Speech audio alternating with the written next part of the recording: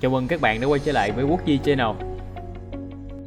Nếu như trước đây, chúng ta sẽ phải cắt gỗ bằng tay, tính toán tỉ mỉ, mất nhiều thời gian và phụ thuộc nhiều vào tay nghề của người thợ để có được chiếc bọ hình thang như thế này. Hôm nay, công ty Quốc Di chúng tôi sẽ giới thiệu đến các bạn dòng máy cắt bọ ghế hình thang Chopper 150 sẽ giải quyết được vấn đề này. Máy được trang bị bộ cấp phôi tự động, lưỡi cắt có thể điều chỉnh xoay góc cộng trừ 90 độ và chiều dày làm việc lớn nhất lên đến 60 mm.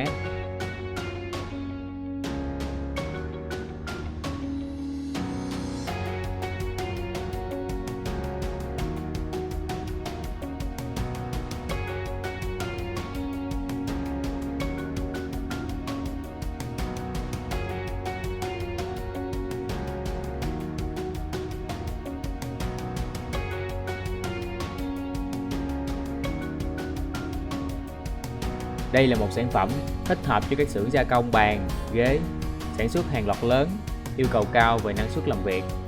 Mọi thắc mắc về máy, các bạn có thể liên hệ ngay đến số điện thoại 0903 600 113 hoặc qua website wocdi.com.vn để được giải đáp thắc mắc nhanh nhất bạn nhé.